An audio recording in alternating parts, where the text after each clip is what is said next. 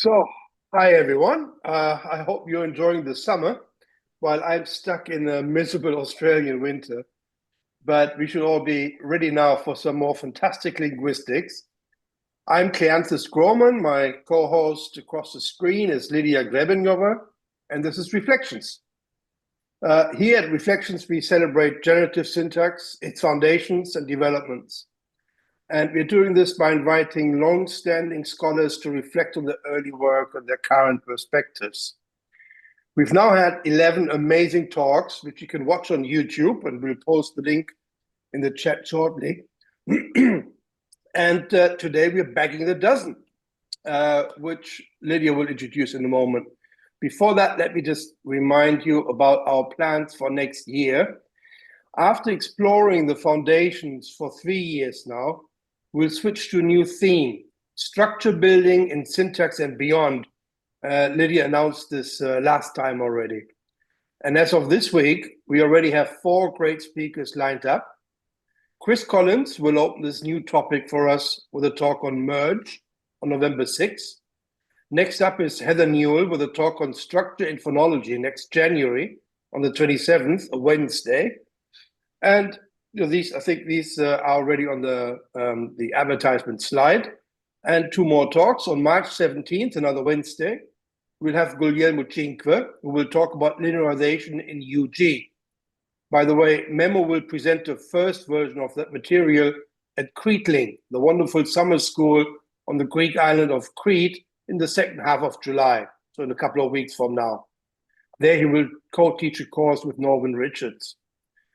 And right now, the final announcement we can make is Stephanie Bode will continue the new season with a talk on adjuncts, conjuncts, and the strong minimalist thesis in our Friday slot on May 28.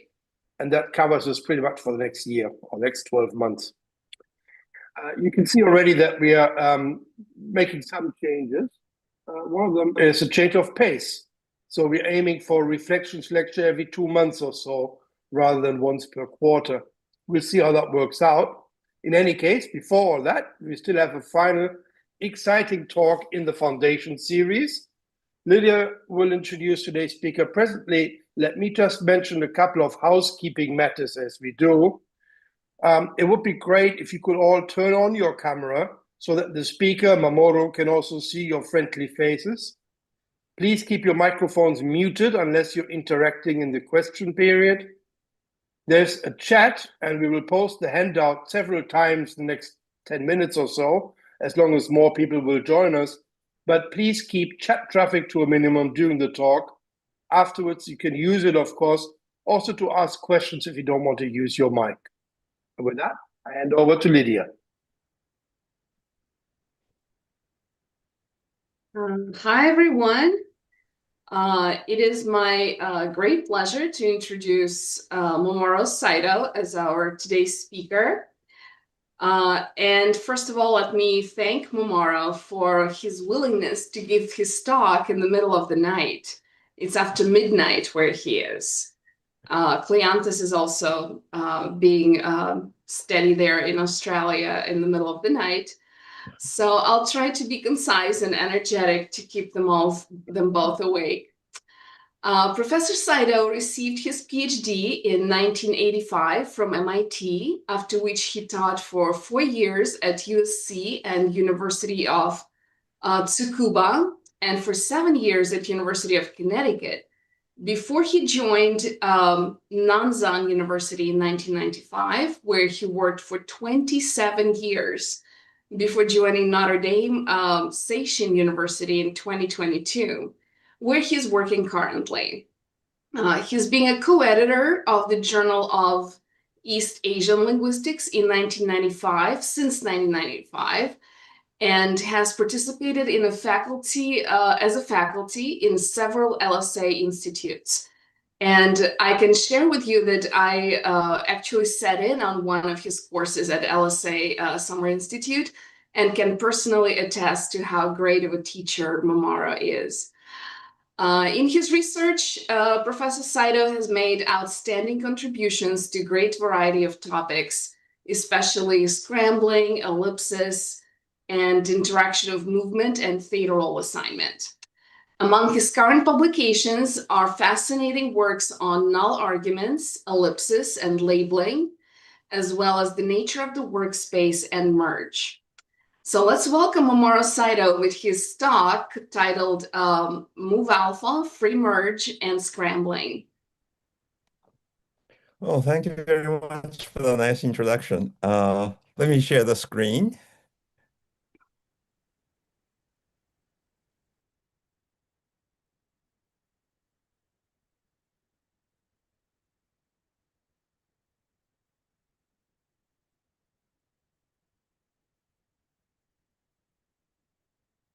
Can you all see the screen right now? Okay. Yes.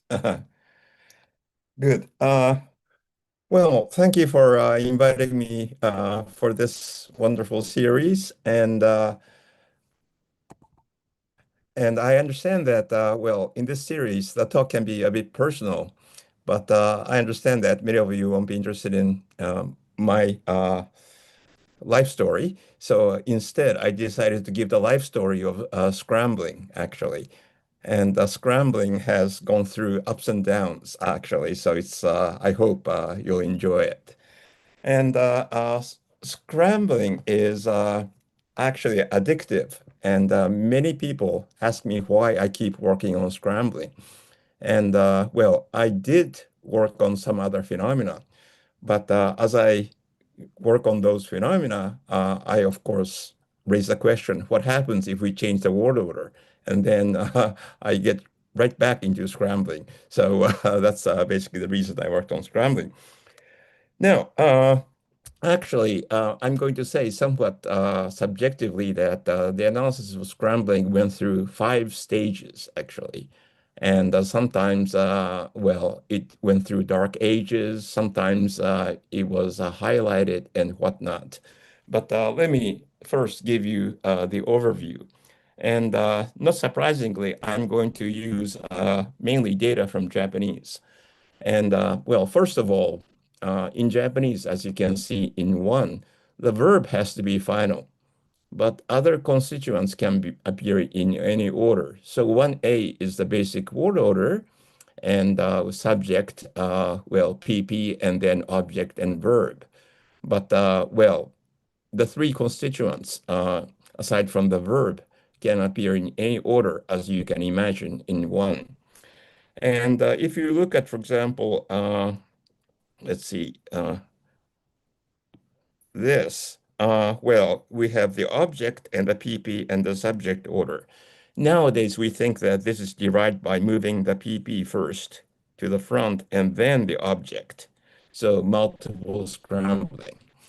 However, well, first it was thought otherwise. And not surprisingly, the first person who actually mentioned scrambling in the generative tradition was Hadge Ross in his thesis. And he said this, transformations typically move specific items to specific positions, but scrambling just mix up constituents. And that's why he gave the name scrambling. So at this point, scrambling was considered a trivial rule, which falls outside of core syntax.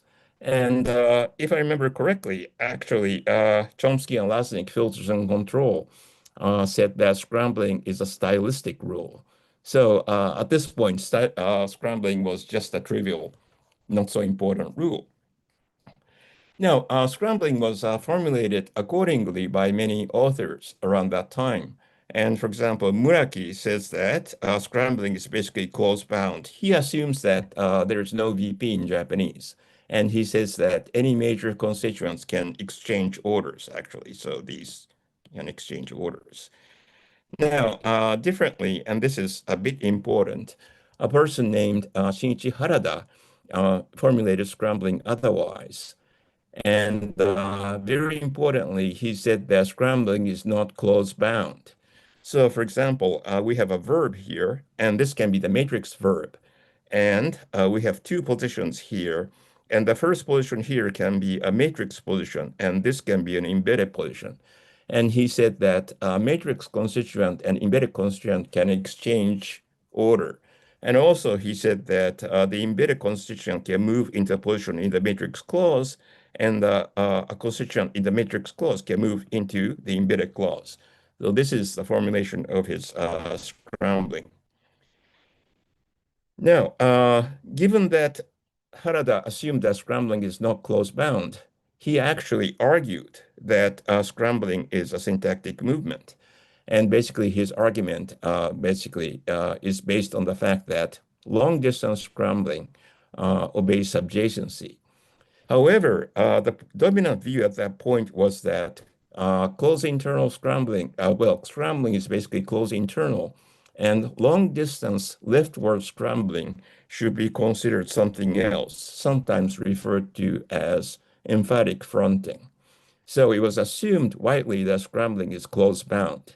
And it was based on this assumption that Ken Hale actually proposed to eliminate scrambling. And I want to go through this hypothesis in a little bit of detail because I want to show that Ken's actually reasoning was very sound. However, it was based on wrong assumptions that was predominant at that time.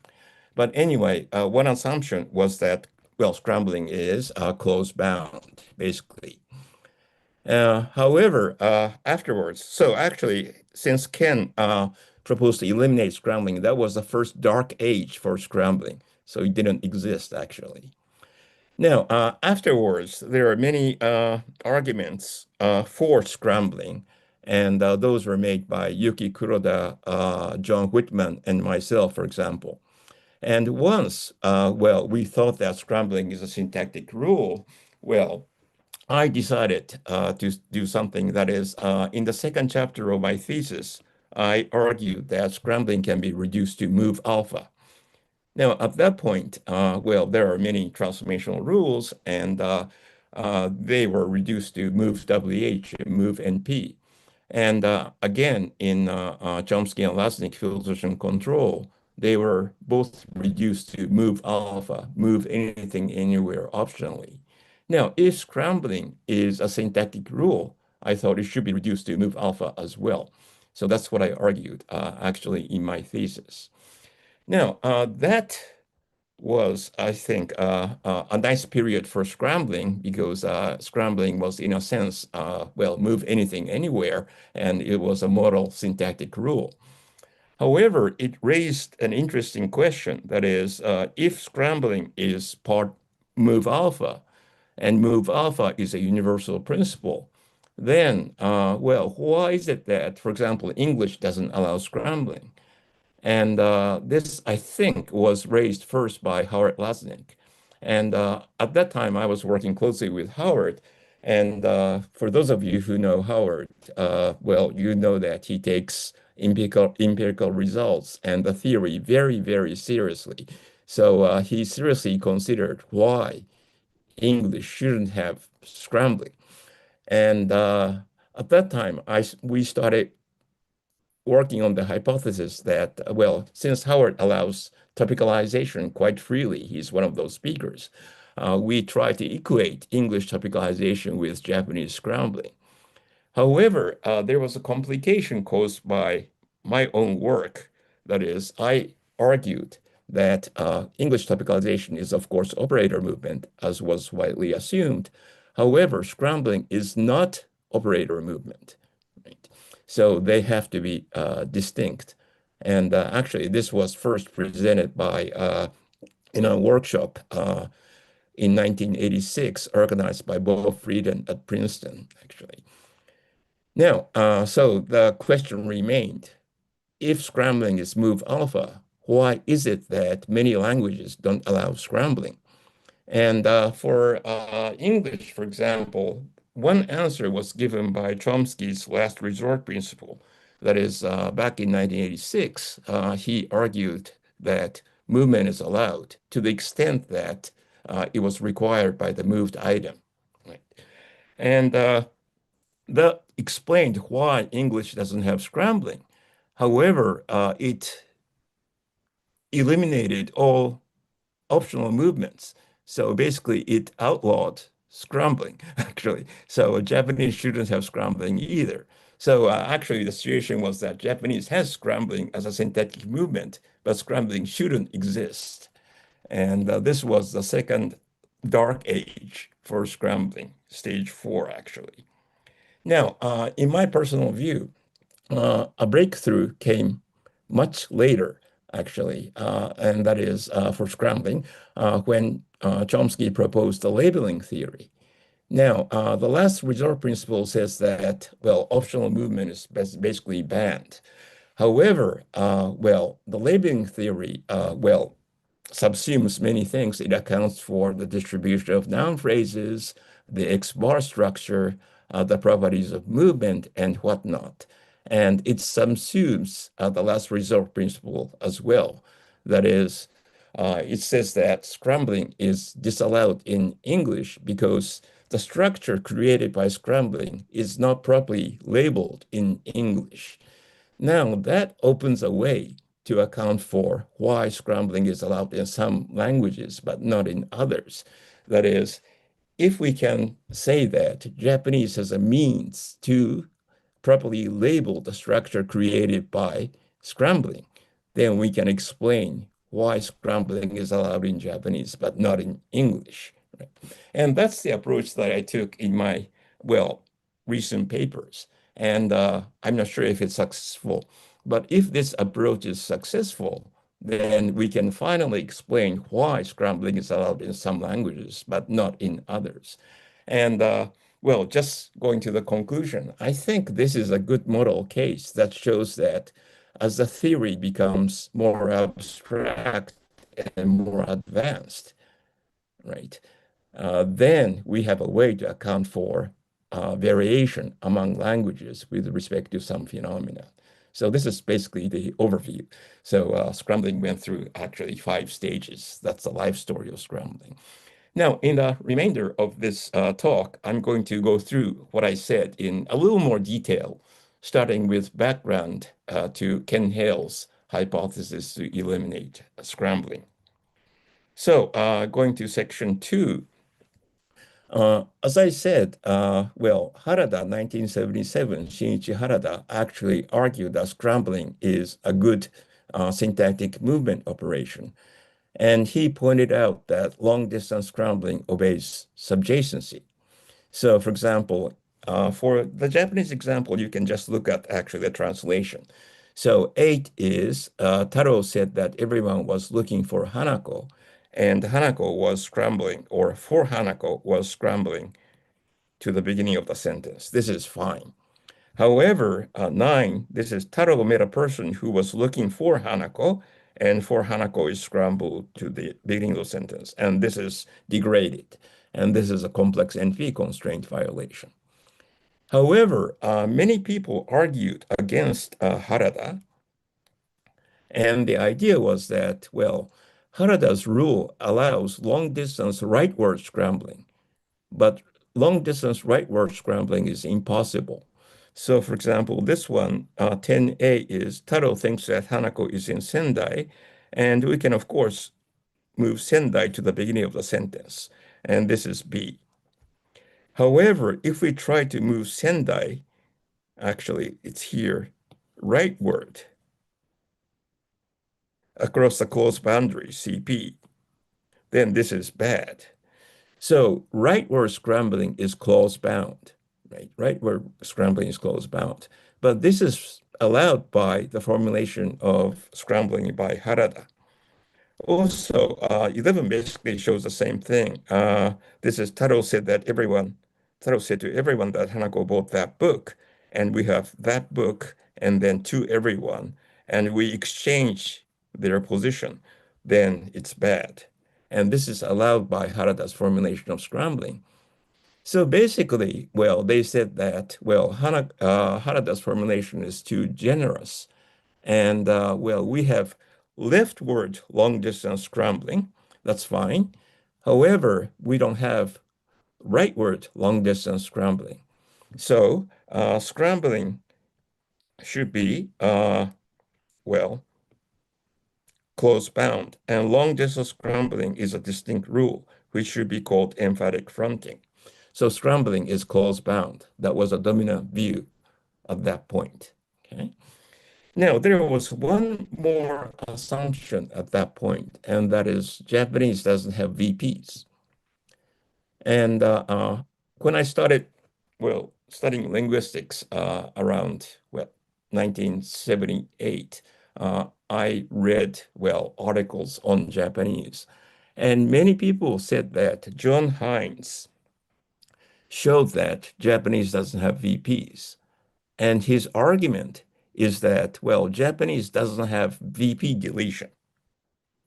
So, for example, in English, I left because John did is fine. If we say that in Japanese, this is ungrammatical, so no VP deletion. Now, Japanese doesn't have VP preposing either, so there's no VP in Japanese.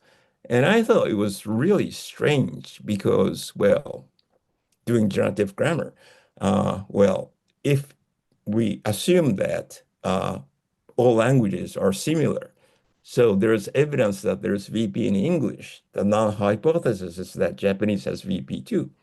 Okay. Now, just a mere fact that there's no clear evidence that there's VP in Japanese doesn't show that there's no VP in Japanese. Okay? And if there's evidence that Japanese doesn't have VP, that's fine. But the fact that there is no evidence that Japanese has VP doesn't show that Japanese doesn't have VP. So I went to John Hines' article and checked what he really said. And I discovered something very, very interesting. That is, he was assuming generative semantics. And he was assuming a version of generative semantics, which says that D structure is more like a formulation of predicate logic. So he assumes that there's no VP at D structure universally. So no language has VP at D structure. Now he said that, well, there's evidence that there's VP in English.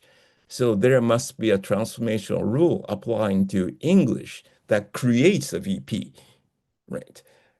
And then we do VP proposing, VP deletion. Now, what he was saying was that this strange rule that creates VP in English doesn't exist in Japanese. Right? So what he was saying was quite different. And he didn't really show that, well, there's no VP in Japanese under our current assumptions, actually. So he was assuming something quite different. Right? So this assumption is not, I don't think, is not well accepted. And going back to a rightward movement, as far as I could see, there was no evidence that there's rightward scrambling to begin with. So, for example, going back to, sorry, one, for example, if we look at something like, which one was it? Yeah, this one. So we have PP, object, subject order. Now, people assumed around that time that this is derived by moving the subject from the initial position to the preverbal position. But this can be derived in a different way. This can be derived by moving the object and the PP leftward, multiple scrambling. So there was no evidence, as far as I can see, that there is no rightward movement. But anyway, those two assumptions were not well founded. But Ken Hale actually, assumed what people working on Japanese assumed, actually. So he assumed that scrambling is close-bound and there's no VP in Japanese. Now, based on that, he said the following. Well, if we look at the English structure, suppose that there are two NPs and, well, subject and object. Now, there are two NPs. Which one is the object? Well, the NP that is structurally closer to the verb, is the object. So it's this one. And therefore, this is the subject. However, Japanese doesn't have VP. Now, when there are two NP arguments, which one is structurally closer to the verb? Well, we can't tell because they are both sisters of the verb. So this could be the subject or the object. This could be the subject or the object. So there's no rigid word order. And that's what he argued. And I think, well, his reasoning was sound. It was a good proposal. However, the assumptions that he was assuming were actually mistaken. That's what happened, I think. And let me tell you, as a sort of an anecdote, that uh, I was a student of Ken's, of course, and I had to write term papers for his classes. And I was very stubborn. So he was, well, actually making this proposal at that time. And in my term papers, I always assumed VP and I always assumed scrambling. But Ken Hale didn't object, and he actually discussed my proposals with me gladly. So that said something about Ken Hale, I think. But anyway, so after this, many proposals were made that scrambling is a decent syntactic rule. And for example, Kuroda and Haig made an argument based on floating quantifiers. Whitman and I made argument with condition C, and I discussed distribution of pro in Japanese and said that there should be a VP and whatnot. Now, if I go through this, it'll take up too much time. So let me just introduce Kuroda's argument, which is simple and very, very nice. And this is based on what's called floating quantifiers. So in Japanese, we can say something like student nominative, 3 people, sake, accusative, drunk. So 3 students drunk sake. And this 3-person is called a floating quantifier. This is outside the subject, but it still modifies the subject. Now, floating quantifiers can modify the object as well. So students, sake, 3 bottles drank. So 3 bottles of sake, that's fine. Now, Kuroda pointed out that those floating quantifiers must be next to, adjacent to the NP that it modifies. So we cannot say students, nominative, sake, accusative, 3 people drank. Right? So this is ungrammatical. Okay? And this is, of course, true. However, he pointed out that, well, when we have an OSV word order, the floating quantifier modifying the object need not be adjacent to the noun phrase it modifies. Right? And he says, well, this should be a puzzle. If we assume that there's no VP in Japanese, there's no scrambling. And he said that, well, this can be accounted for if we assume that the OSV word order is derived by moving the object to the front by scrambling. So we have student nominative and then sake and then 3 bottles drank. And well, sake is right next to 3 bottles. And then sake, however, scrambled to the initial position. And that's why on the surface, the NP and the quantifier appears separated. Okay, now given these arguments for scrambling, as I said at the beginning, I thought that, well, then scrambling should be reduced to move alpha, that is, move anything anywhere optionally. And that means that, well, the obligatory cases and illicit cases of movement should be explained in terms of independent principles. And at that time, I just assumed that scrambling is uniformly leftward and multiple scrambling is possible, and therefore scrambling is an adjunction operation, right? Now, adjunction is not that important because at that time I was assuming X bar theory, so it had to be adjunction. However, well, given multiple specs and whatnot and their free structure, well, it doesn't have to be a junction. But still, I mean, it's multiple applications possible. All right. Now, how did I argue for this? Well, first, well, I showed that, well, any major constituent can be scrambled. So, well, 23A, I scrambled that book to the beginning. This is DP scrambling. In 23B, I scrambled from Tokyo to the beginning. This is PP scrambling. And in C, I scrambled the CP. That Taro was there to the beginning. So this is CP scrambling. So basically, any major constituent can be scrambled. Okay. And what about the landing site? Well, 24A is Taro handed that book to Hanako, and this is the object. It can be moved here. So the edge of VP can be a landing site for scrambling, Okay, and this can be scrambled to the beginning of the sentence. So the edge of TP can be a landing site for scrambling. And also, if you look at noun phrases, we have Taro's to Europe trip, Taro's trip to Europe. And this PP can be scrambled to the beginning of the NP. So, well, this targets NP or DP. So any maximal projection can be scrambled to the edge of any maximal projection. That's how it works. Now, what about the illicit cases? Well, uh, for example, it's controversial whether we have VP scrambling, but in the regular cases, we cannot scramble VP, right? And but there was an answer given already by Kuno on this. That is, he discusses VP deletion, and he discusses why Japanese doesn't have VP deletion. This relates to John Hines' claim, but anyway, he discusses why Japanese doesn't have VP deletion. And he notes that, well, VP deletion doesn't delete tense, and therefore there has to be some element that supports tense. So if there's a modal, that's fine. So if John can solve the problem, Mary can too. So can supports tense. Or if there's nothing that supports tense, of course, we have to have do support. I left the room because John did. However, Kuno says that, well, Japanese doesn't have do support. And Japanese doesn't have an independent auxiliary. That is, any auxiliary element in Japanese is suffix to the verb. So, for example, well, this is a modal, but can in Japanese is a verbal suffix. So it has to be suffix to the verb. So there's no independent element that can support tense when VP deletion applies. And therefore, there's no VP deletion.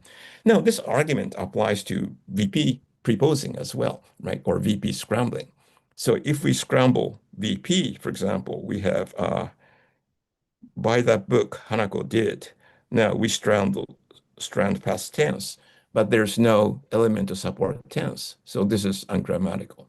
So there's independent reason that we don't have VP scrambling in typical cases. Now, another example. So, well, people said that long distance rightward scrambling is impossible. So this is Taro thinks that Hanako is in Sendai, and in Sendai is scrambled rightward out of his clause, and this is bad.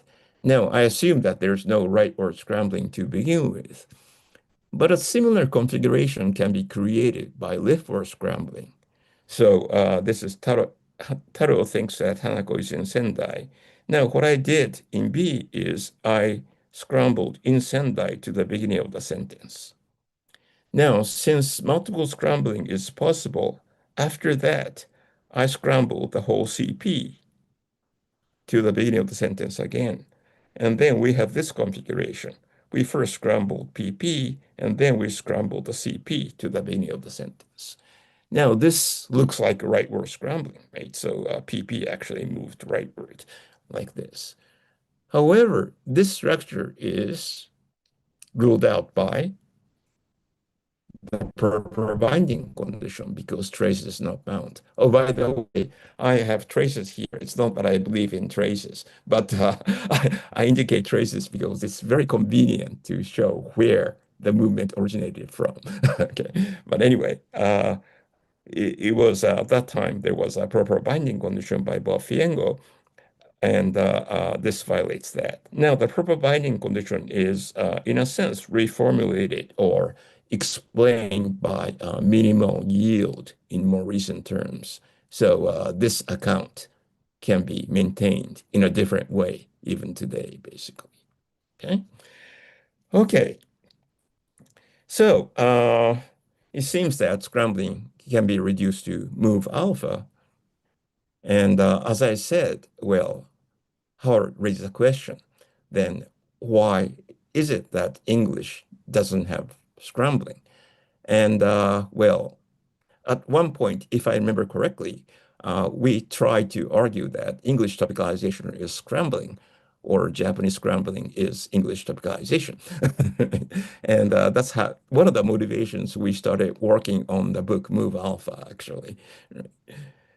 However, as I said before, there was a serious problem. That is, I argued that, well, scrambling is not operator movement. And there is a simple fact that illustrates this. And first of all, let's look at an example in 37A. So just a translation is fine. Taro wants to know, and then we have a question complementizer, who bought that book? And Japanese is a WH in situ language, so who stays in situ here, right? Now, this is fine. However, B is bad. Who wants to know, and then a question complementizer, Taro bought that book. And this is, of course, bad because the WH phrase is not contained within the question, right? So it's outside the question. So we have a generalization. A WH phrase must be contained within the CP where it takes scope. And this is true in English as well. So, for example, who asked whom to find out what Bill bought? Now, who moved to the matrix CP spec, so it takes matrix scope. What moves to the embedded CP spec? It takes embedded scope. Whom didn't move, but it can only take matrix scope because it's contained in the matrix clause, but not in the embedded clause. An interesting example by Van Riemsdyk and Williams. Who wonders which picture of whom Bill saw? Now, whom takes matrix scope, of course, which takes embedded scope, but whom didn't really move to the specified position. It was just piped. Right? Now, they point out that whom can take embedded scope or matrix scope. And this is because whom is contained in the embedded question as well as a matrix question. Right? Now, what about this example, which is a subjacency evaluation, but it's degraded? Which picture of whom does John wonder who saw? Now, this is degraded, but it's interpretable, I think. Right? Now, which takes matrix scope? Who takes embedded scope? What about whom? Well, this can only take matrix scope because it's contained in the matrix CP, but not in the embedded CP. Now, given all that, there's an interesting fact about scrambling. So first, 40A, Taro wants to know Hanako read which book. This is fine. Well, we have Q and which book here, which is contained in the question. Now, B shows that we can move which book by scrambling to the initial position of the matrix clause. So we have this configuration. Now, this should be bad because the WH phrase is not contained within the CP where it takes scope. Right? This is strange. Now, if this were operator movement, this should take scope here, but then it should be bad. Now, I argued, therefore, that, well, scrambling can be undone, basically. At that time, I was assuming move alpha, and move alpha says you can do anything. So basically, I assumed that in LF, WH moves back to its initial position. Another example, this is Taro wants to know Q. Everyone thinks that Hanako read which book, which is fine because which book is contained within the CP where it takes scope. Now, in the B example, I scrambled the CP to the initial position. So we get the configuration like this. And this is okay too. This is okay too. So this indicates that this CP can be basically go back to its original position so that it's contained within the CP. The WH is contained within the CP where it takes scope. So I propose that scrambling is not operator movement. It can be undone in LF. Now, given this, some people argue that therefore scrambling is PF movement. Let's go back to the initial hypothesis. It's a stylistic rule. So it's a PF movement. However, there's a bunch of evidence that that can't be maintained. And one is that scrambling, like WH movement, extends the binding possibility for anaphors. So this jibun jishin is a local anaphor. Jibun is a long-distance anaphor, but jibun jishin is a local anaphor. It needs a local antecedent. So when you have something like Taro thinks that Hanako said that Jiro criticized self, this is jibun jishin. Now self has to take Jiro as its antecedent. Okay? Now in the B example, I scrambled self to the beginning of the most deeply embedded CP. Then self can take Jiro as its antecedent, and it can take Hanako as its antecedent as well. So it affects the binding possibility.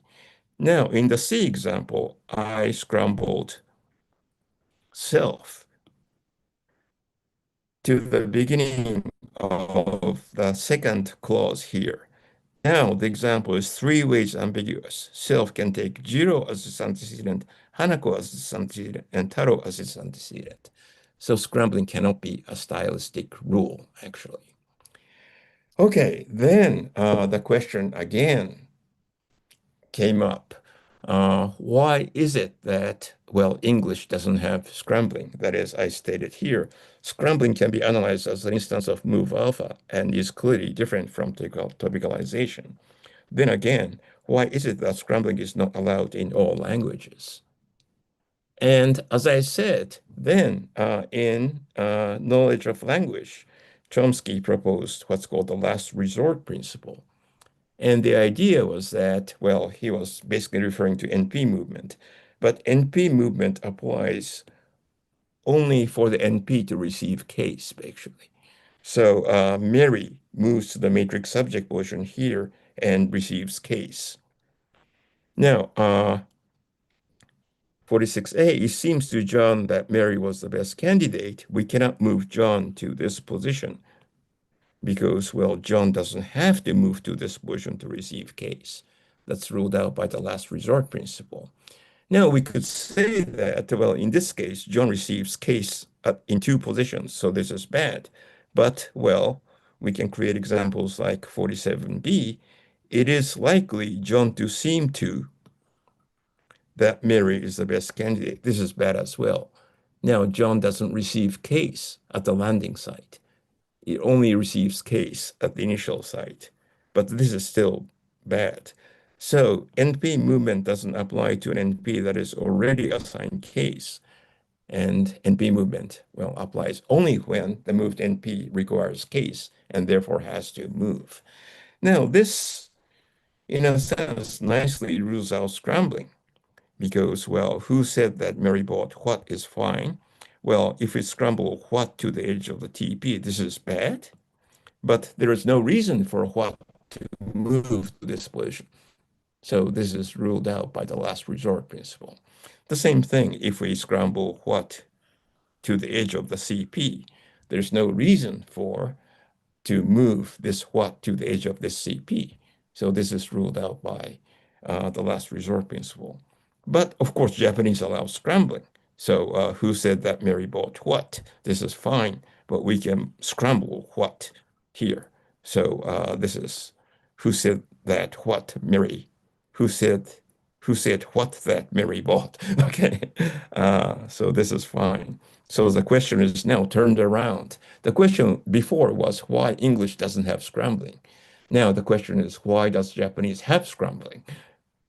So this was the main question. Now, as I said, well, Chomsky's hypothesis in labeling actually, well, at least I thought, opened a way to explain what was going on in this respect. And here, let me go through the labeling mechanism very, very briefly, although many of you may know about this. And this is a sort of a simplified version of the explanation. Now, Chomsky assumes that Marge applies to workspace, but let's assume the simplified version of Marge. So structure is created by an operation Marge, which takes two constituent and form a two elements and form a constituent, right? So for example, if Marge applies to a verb and a DP, then we create a constituent which contains a verb and a DP. Now, Chomsky says that, well, Marge is created this way, so we have verb and DP. Now, we need to know what this is so that we can interpret the created constituent. Okay. So, for example, we need to know whether this is a verb phrase or whether this is DP. Right? And this we have to know that this is a VP so that this can be interpreted properly. Now, therefore, he says that we need something like a labeling algorithm. And the basic idea is that we should be able to read from this structure what this is. And he considers three cases of merge. That is, merge of a head and a phrase and a phrase, and a head and a head. And he says that, well, the first case is straightforward. So, for example, in this case, we look into the structure and then we find a unique head. So there's only one head that we find. So the head is a label. So this is a VP. So far, so good. Okay. Now, in these two cases, we cannot find a label in this simple way. So these kinds of march should be ruled out. However, the second case here appears quite frequently in real structure. So for example, let's take the example, the girl solved the problem. Now, we merge V and DP. Well, we have a unique head, so this is VP. We merge small v and VP. We have a unique head, and this is VP. So far, so good. But when we merge the external argument, we have two phrases here, so we cannot determine what this is. So this is a problem. Okay? Now, let's put that aside for a moment. We move on and merge T and this phrase. Then there's a unique head, so this is TP. So far, so good. Now, at this point, we move this DP and merge this DP with this TP. Now, at this point, well, there are two copies of this DP. This XP doesn't fully contain this DP. So this DP cannot provide a label for this because it's not contained within the TP. So small VP provides a label for this, and this becomes a small VP. Okay? Now, when DP is merged with TP here, well, we have two phrases again. But in this case, well, we have phi feature sharing because T agrees with a DP. So this head D and this T share the phi features. So Chomsky says that, well, this phi feature sharing makes it possible to label YP as phi phi. Now, the notation of phi phi doesn't matter. The important thing is that there's feature sharing, and that makes labeling possible. So the proposal is that gamma is XP, YP is labeled as X if YP moves out of gamma, and as phi phi if X and Y share a major feature phi. Okay? And this explains a lot of things. And as I said, well, basically, this explains why movement has to apply, why movement cannot apply, and, well, basically, the distribution of NPs in general. And, for example, it explains the fact that NP movement always terminates in a specified portion of the head DP of the head the DP agrees with. So always NP movement terminates in a portion of agreement. Basically, that's the point. And furthermore, for example, it explains impossible cases like there's likely a man to be in the room. A man moved from this position to this position. Now, a man is a DP. We have DP and TP. However, this cannot be labeled because there's no agreement between those two. So this explains why this is impossible. Now, this explains the case. Well, this is becoming a mess, sorry about that. About, for example, this case as well. So why is it that John cannot move to this position? Well, this is a TP, and this is a DP, so we have DP, TP. However, there's no agreement here, so this is impossible. So this explains the last resort example as well. Now, for the Bleach movement, Chomsky says that the same thing could apply. So which book does John think that Mary bought? Now, let's assume that, well, successive cyclic movement goes through CP spec, actually goes through small VP spec as well, but let's ignore that for the moment because it's not that important. Now, Chomsky says that, well, which book moves here first? And then we have this structure. Now we have DP and CP. However, which book moves away? So, a mess again, sorry about that. This moves away. So this CP provides a label for beta, and this becomes a CP. Now, what happens when which book moves to the landing site? What we have is something like this. And C is a question C, DP is a question element. So this matrix clause is labeled as QQ. So this is the labeling algorithm. Now, this explains, for example, why scrambling is impossible. Well, for example, who said that Mary bought what is fine, but if we move what to this position, then we have DP and TP. This is not labeled, so this is bad. So we don't have last resort. This is a labeling failure. If we move what to this position, this is a DP, this is a CP, there's no agreement here, or there's no feature sharing here, so this is not labeled, and this is ruled out. So scrambling is disallowed in English because the structure it creates fails to be labeled. It should be allowed in Japanese if the language has a means to label the structure, basically. So now we have a possible way to explain why scrambling is allowed in Japanese. Now, this labeling mechanism of Chomsky's actually raises a more fundamental question to Japanese. So he says that a tense clause is labeled as phi-phi, that is because there's phi feature agreement, right? But apparently Japanese doesn't have phi feature agreement. So the fundamental question is, well, why is it that, well, how is it that Japanese tense clauses can be labeled without phi feature agreement? And something like this is very exciting, right? So Chomsky proposes a very nice theory.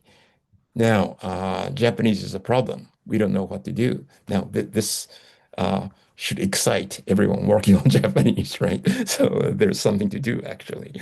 And what I proposed is basically the following. Well, something very, very simple.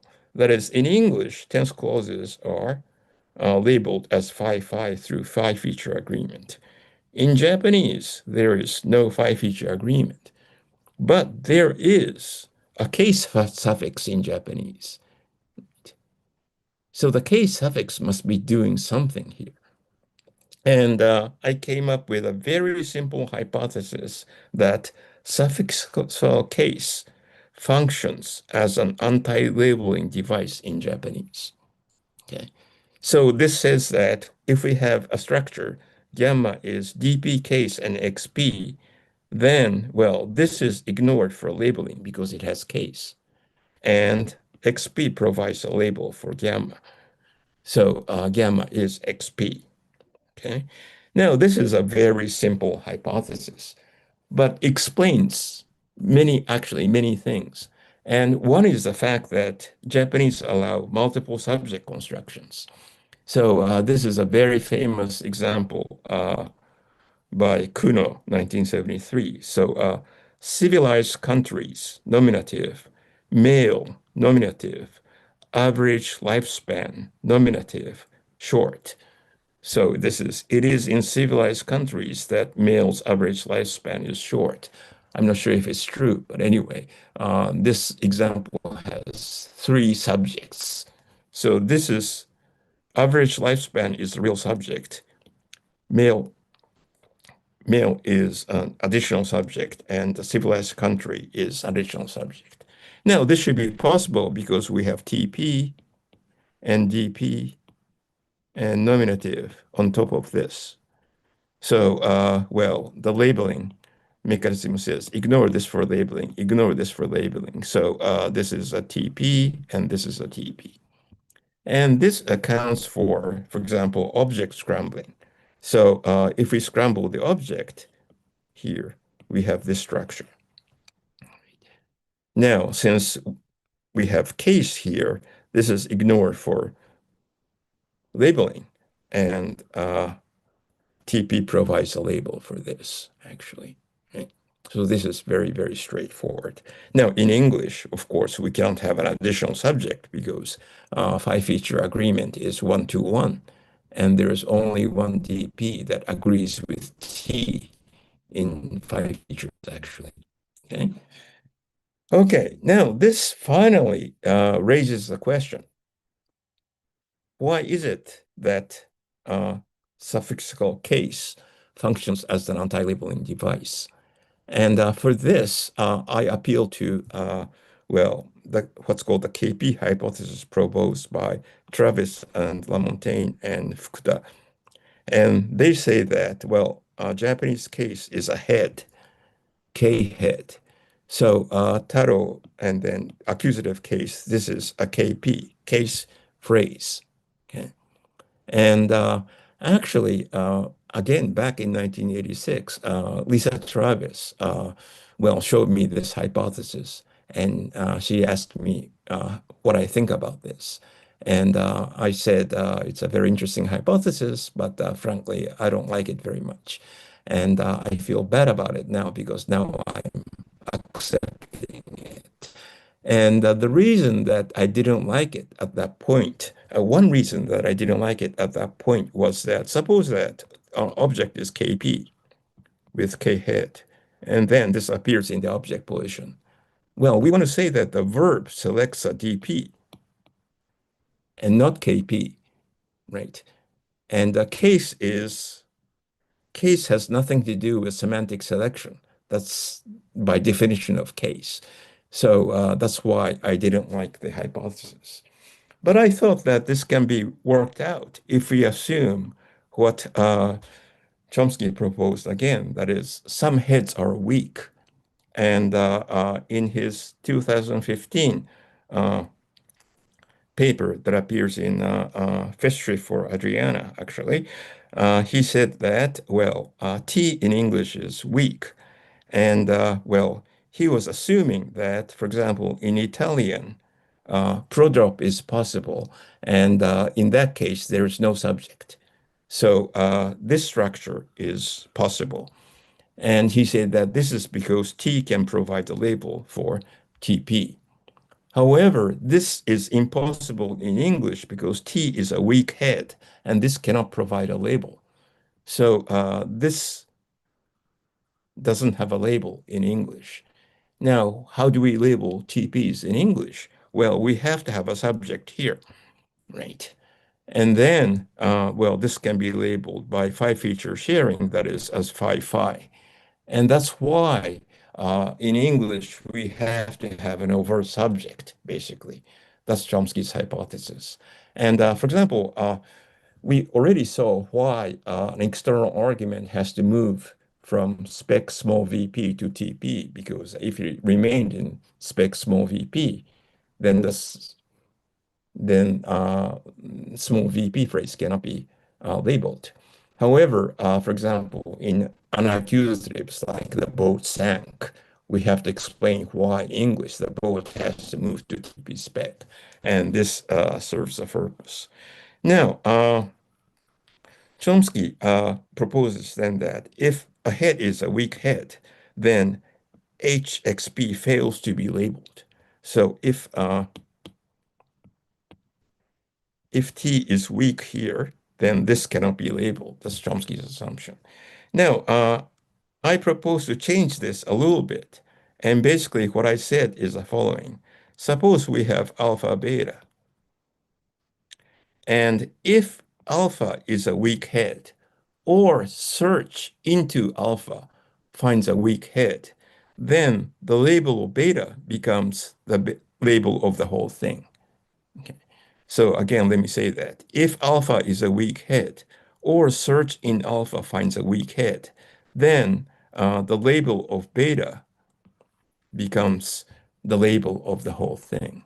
Now, this solves the problem for the KP hypothesis, because suppose that K is a weak head, then, well, what is this? Search into this finds a weak head. Then the label of DP becomes the label of the whole thing. So this becomes a DP. So this is fine. Okay. Now, when DPK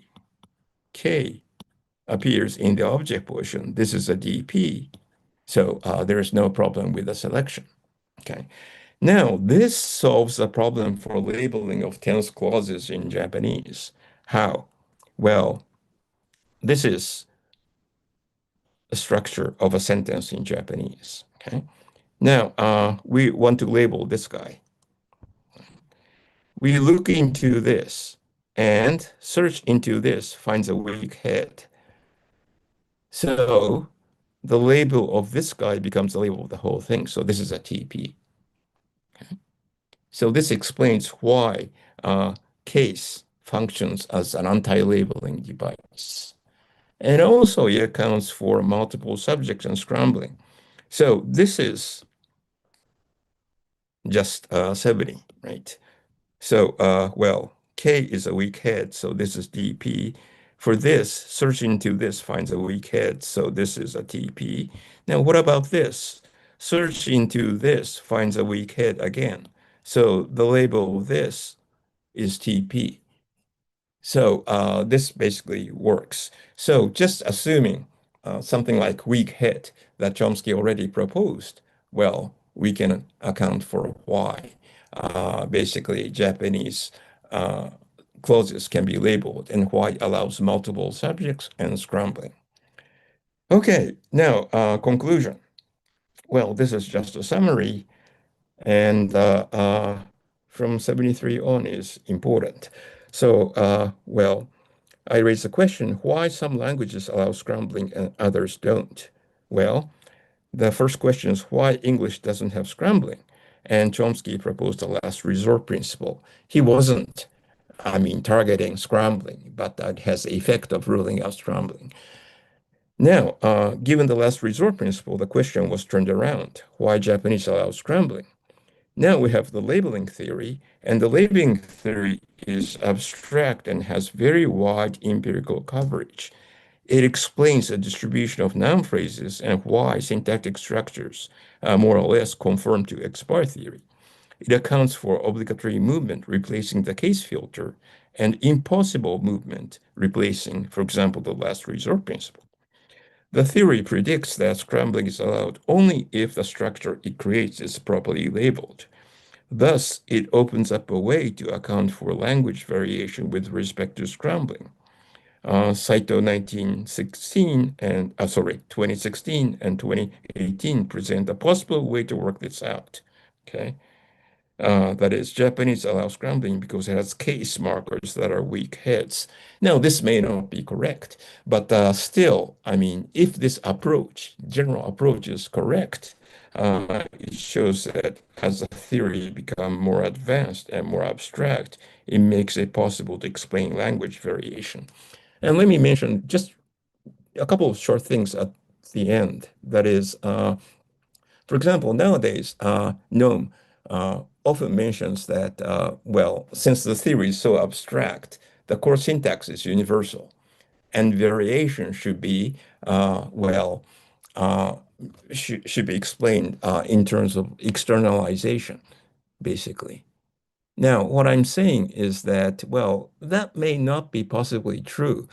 So in the core syntax, there may be language variation that can be explained. So what sort of weak heads the language has can have an effect in the core syntax and can provide explanation for language variation. And another thing I want to mention is that Chomsky's most recent paper, Noam's most recent paper, which is referred to as Miracle Creed, well, it presents a very interesting hypothesis. But for example, what I presented here cannot be maintained under the miracle creed hypothesis. Now we have a conflict again, and it is exciting again. So we have to do something. We can reject miracle creed, of course, or we can change it, or we can change the analysis for scrambling. There are many, many options. And of course, the excitement continues, I think. Okay, that's basically it. Thank you very much. Stuck there. Thank you so much, Mamoru, and we're welcoming questions. And we're first welcoming the early career people to ask their questions, and then everybody else can also. So let's see. Questions, comments?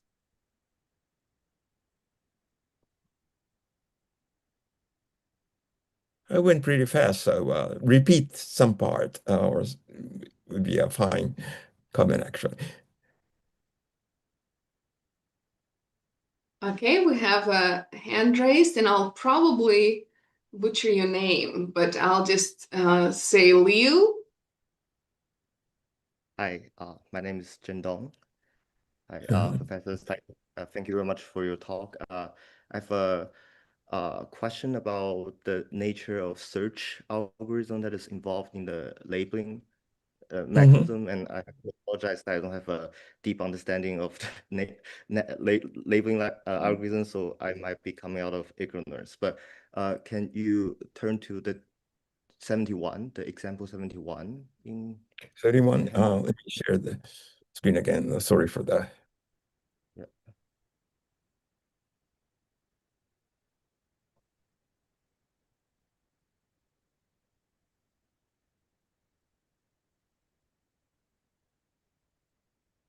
'71. Okay. 71. Yes. Yeah. Sorry. So I'm not sure if I understood it correctly, but it seems like the search algorithm can go one level deeper than, for example, like if you're labeling TP, right? Like the top TP, you can search below DP to see K and see that the K is a weak head. Therefore, you don't, yeah. So like, but if that's the nature of the search algorithm involved, then in a simple case where you have two DP, why can't you just search under that DP to find a D and label the whole constituent as D? So like Oh, I feel that it's a contradiction here. I mean, like in English, for example. Yeah. suppose we have something like this. Yeah. And we want to decide on the label for this, right? Right. Then you search this and find this. You search this and find this. So you find two heads, and therefore you cannot decide on the label. That's basically the idea. Oh, so you run so it's not like a find one and then stop kind of story. Right. Okay. Okay, I see. But if this is weak, then well, this part is ignored, basically. That's the basic idea. Okay, yeah, that clears it up. Thank you. Yeah.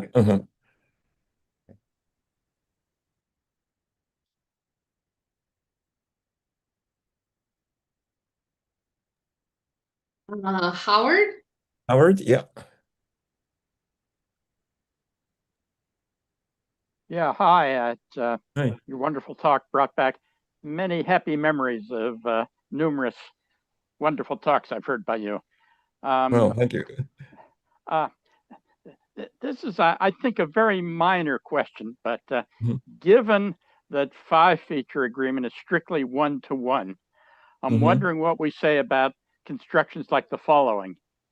She wants to be a doctor and they want to be doctors, where we're getting a seemingly agreement with she and they on both the higher verb and the lower predicate.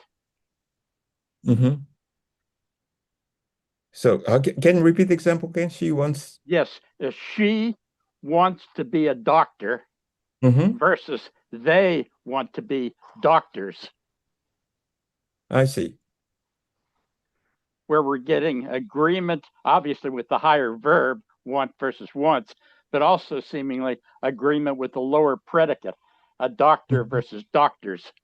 Mm-hmm. Mm-hmm.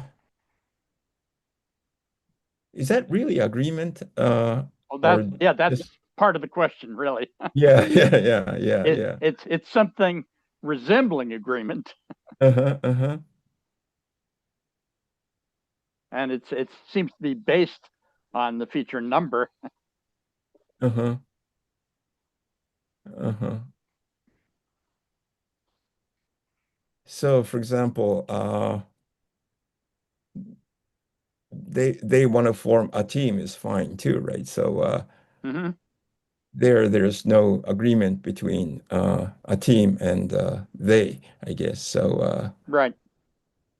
so I assume that that's more of semantics than Maybe. Yeah. synthetic agreement. Yeah. Yeah. Unless when you say they want to be doctors, I mean, maybe what you're thinking is that, well, doctors is a predicate and Yeah. there's a subject, they there. Yeah. That's what I was thinking. Yeah. Yeah, so they want to be they doctors. They want be they doctors or something like that, right? Mm-hmm. Yeah. Right, right. And I'm not sure if there's a five feature agreement there, they doctors. Yeah. That's an interesting thing. Mhm. Yeah. Yeah. Maybe we'd want to look at a language that has richer agreement systems than Yeah, English. exactly. Yeah. Yeah, yeah. Like people like Mark Baker, I mean, argued that, well, looking at Spanish and those languages, I mean, in English too, for example, when you have an adjective modifying a noun, then there's agreement between the two, basically. Mm-hmm. So, Yeah. so maybe, yeah, so probably he wants to say that when you have a subject of a noun phrase, there's agreement between the subject and the noun as well. Mm-hmm. So if that's true, I mean, it can be extended to those cases, Right. right? But that doesn't license they doctors as a constituent, right? So maybe again True. something, else, right? Yeah. Yeah. Thank you. Well, thank you.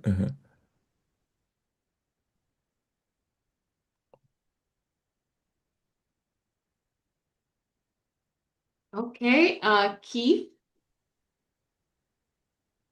Thank you very much. If you can hear me, if that's okay. Yes. Yeah, yeah. I sense that. Thank you very much. First of all, can I just ask? Yeah, but, this is more of empirical question actually. I mean, Japanese being a very head final language, and Japanese does have phrase final complementizers, yeah, like do and de, etc. And so Japanese has head final C field, Hmm. yeah. But however, I mean, yeah, I mean, with topicalization, however, I mean, I seem to recall that most of your examples, they're all leftward, yeah. So we analyze topics in Japanese as leftward dislocation, yeah. So Japanese, despite being head final, has leftward topicalization. Is that correct? That's right. Yeah, Right. that's Okay. Yeah. So yeah. So the C field in Japanese is quite complex, and the fact that we have phrase final complement ties is like do and there, but then we have leftward topics. But however, are there any rightward or head final topics in Japanese? not really. Chinese is an interesting case, I think, with topicalization. But well, Japanese is very straightforward. I mean, the C hit is final, but topics which are in the specified position is initial, right? And Right. that actually raises an interesting question. That is, I assume that scrambling is simply leftward, and there's a question: why is scrambling just Japanese scrambling leftward? What rules out rightward scrambling, for example, right? And when I was writing my thesis, I was entertaining the possibility that X-bar structures can be extended to accommodate adjunction structures and whatnot. So the X-bar structures can accommodate the direction of adjunction. But something like, Richie Kane's LCA may explain why, well, scrambling has to be leftward. That is, scrambling is upward, and therefore it has to be leftward. That's a possible way to pursue, I think. Yeah. Thanks for the question. Thank you very much. Bob? Yeah, it was a wonderful talk and a very interesting proposal about labeling. I'd like to go back to 1A 1A? Okay. on the handout. Mm-hmm. I have a simple question, which is maybe a naive, but you said that 1A is the basic order. Mm-hmm. Why is it the basic order? Oh, why is it the basic word order? Yeah, Uh-huh. I mean, especially if we have, if we have merge. Oh, well, there are two different answers. And one is that, for example, I mean, factually, Kuroda's quantifier floating facts show that when we have SOV, there's no movement, right? So going to Kuroda's, where was it? Yeah. I'm sorry. So something like student, sake, 3 people drunk is bad. Yeah. Now, if this could be OSV, the basic order, and the subject is scrambled to this position, then this should be okay. Right? Yeah.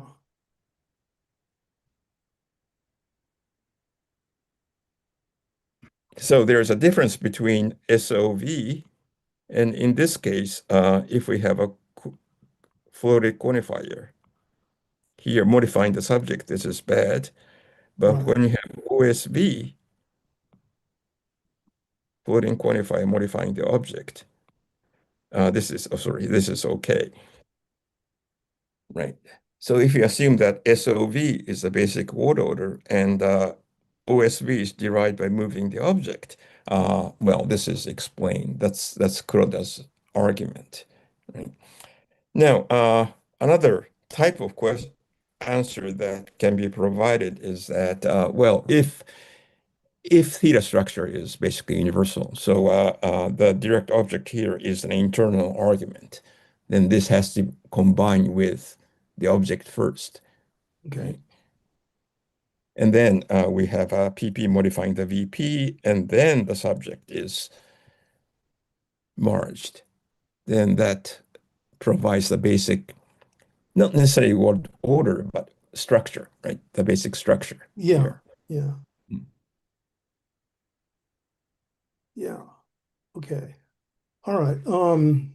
So I'm actually, let me ask a question, another sort of naive question. In Japanese, are these all these sentences exactly, they're all acceptable? Yes. Uh, These, right? These what yeah, yeah, right. but Yeah.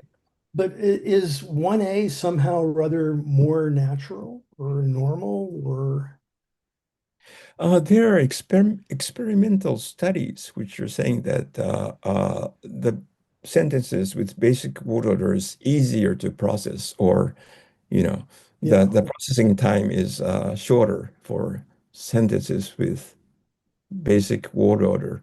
But I'm not sure if there's, I mean, that shows something, I guess. yeah, But I'm not sure if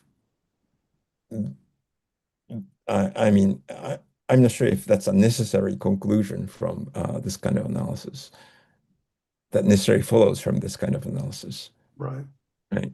So for example, I mean, there can be many factors. So for example, when the object is big, so for example, in English, when, for example, the object is big or the CP complement is big, it's easier to process it when it's postposed to the end of the sentence, right word.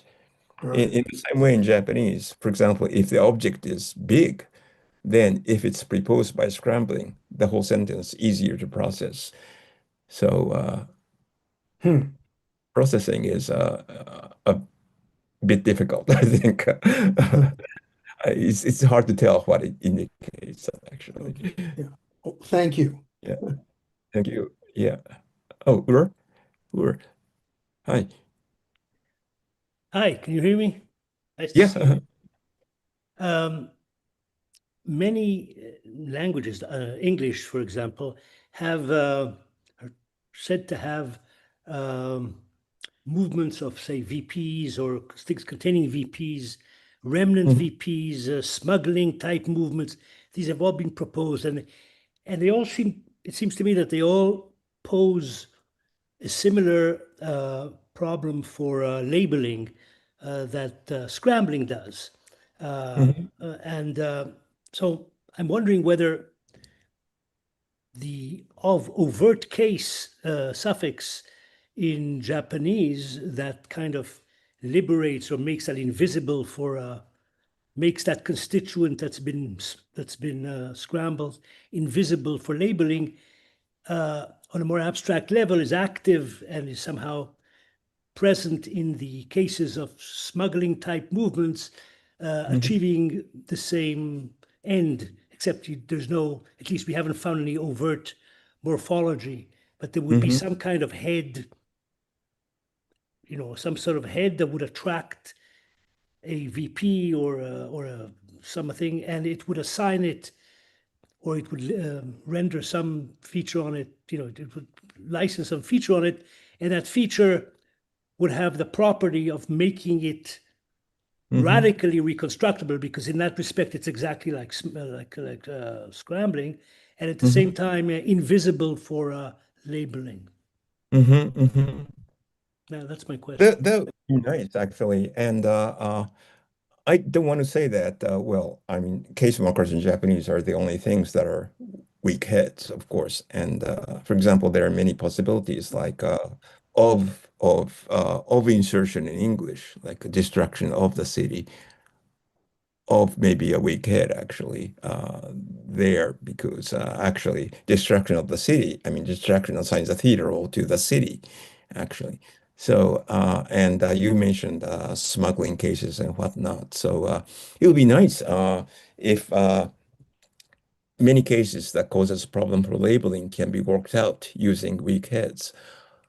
On the other hand, it could be a very powerful device if we can assume abstract weak heads, right? So we want to be careful, but if there's evidence that would be very, very nice. Yes, I agree. Thank you. Thank you. Thank you. Great. Anybody else? Questions, comments? Yes, please. Yeah, hi. Thank you Hi. for the talk. I have a very general question about the subject position in Japanese. Is it possible for the subject to stay inside the small VP? Because I'm thinking on German and a language in which there is a lot of scrambling, but it is possible to have the subject in the spec of the small VP in German. And then, but I would derive the labeling algorithm through the 5 feature that the CP gives to the TP. But in Japanese, I don't know whether the subject can stay in the small VP or has to move to TP. Thank you. Yeah, thank you. It's a very controversial issue, I think, and some people argue that the subject moves to TP spec. And some people argue that the subject stays in spec of small VP. And the evidence, well, actually, the evidence that it moves to TP spec comes from scope issues, basically. Right? So, for example, whether the subject can fall inside a quantificational element that's attached to VP or something like that. But the facts are, as far as I can tell, the facts are not that clear. And every argument given for one way or the other is a sort of theory internal. It's based on some assumptions that are, again, controversial. So the issue, as far as I can tell, is not so clear. And we would like to find out, but not so clear at this point. Yeah, it's an important question, good question, but I actually don't know the answer at this point. Thank you. Mhm.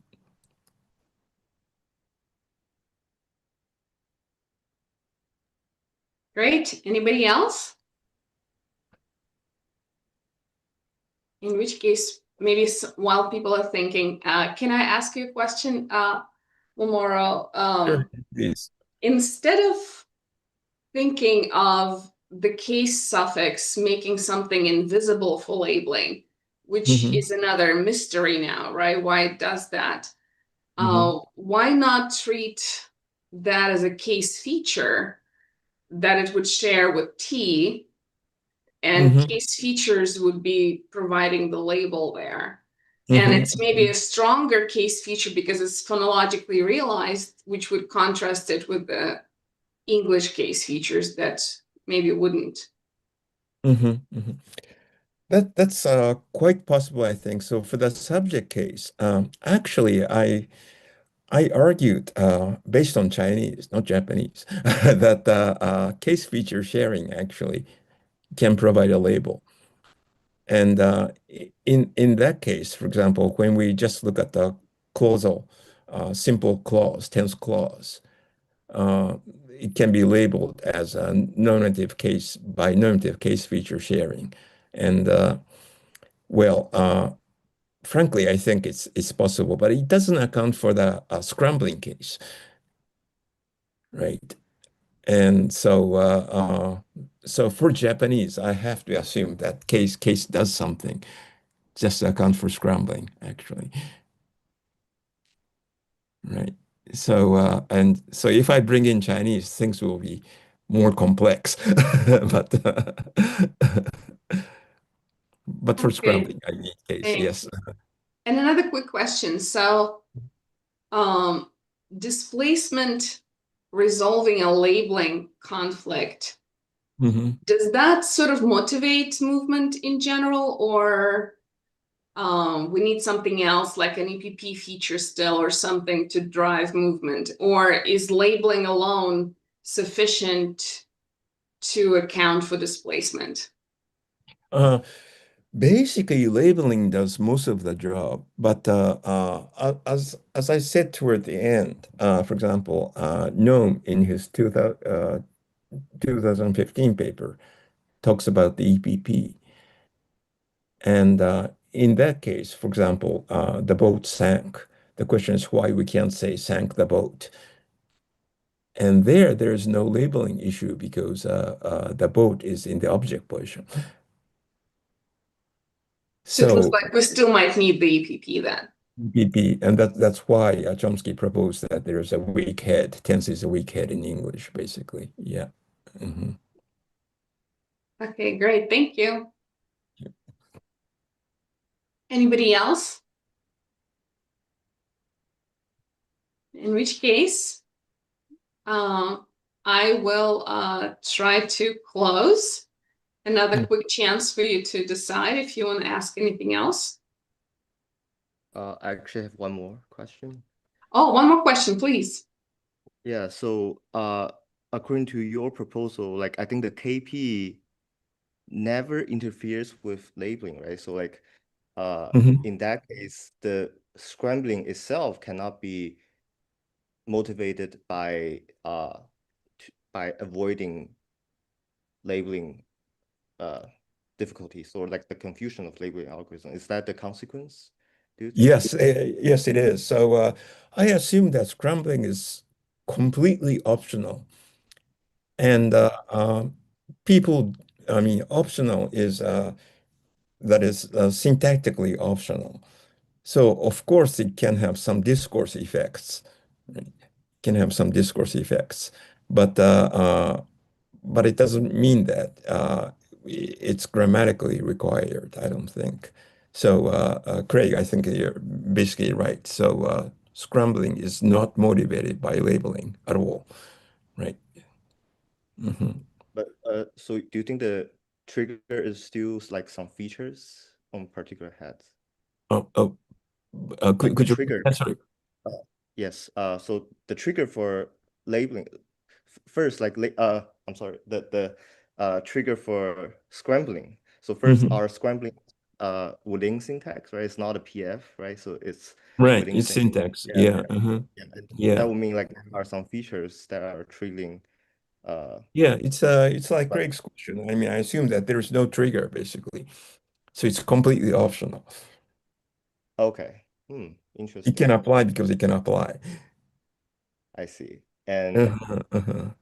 okay, and if there are discourse benefits, then the speakers tend to apply. Is that the Right, idea? yeah. So it's Okay. like in the old days, it's like move alpha, move anything anywhere optionally, and that's why it was a, a good model case for move alpha actually.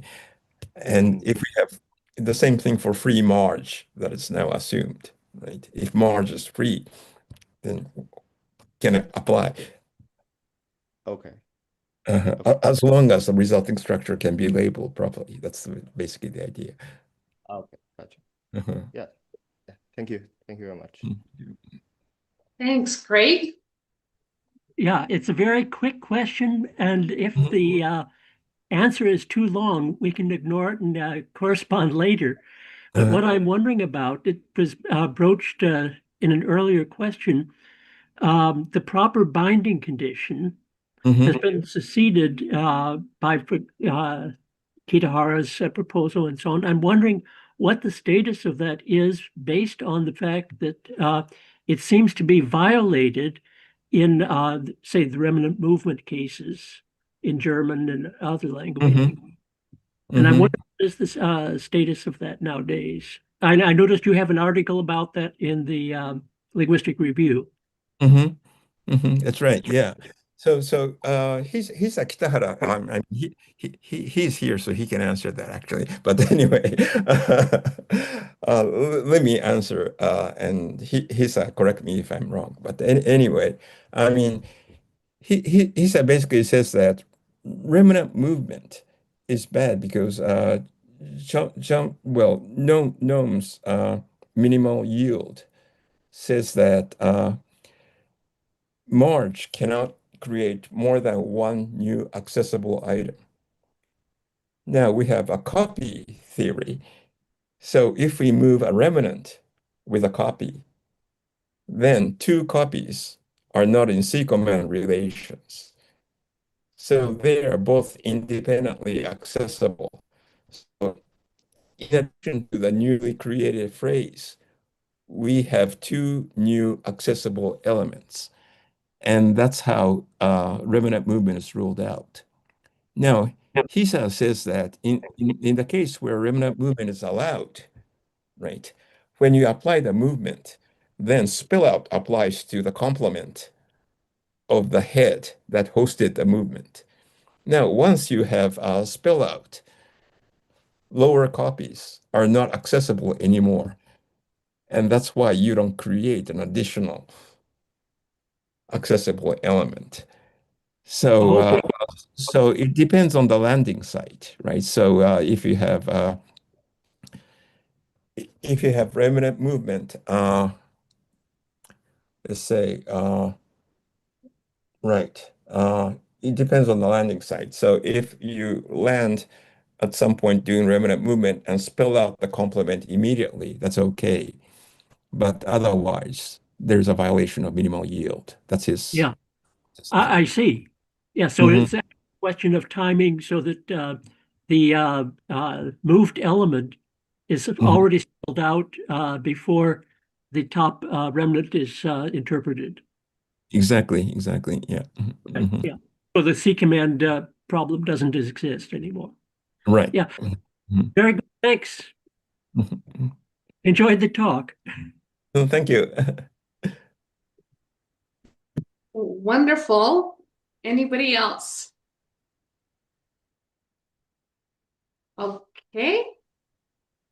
So let me thank you one more time. Mamoru, it was a great talk and discussion, and thanks everybody for participating in your great questions and comments. And our next talk will be by Chris Collins on November 6th, which is a Friday, at 12 p.m. EST.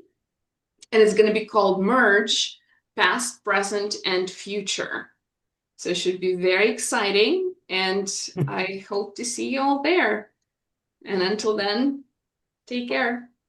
Yeah, well, thank you. And it was nice to see you all.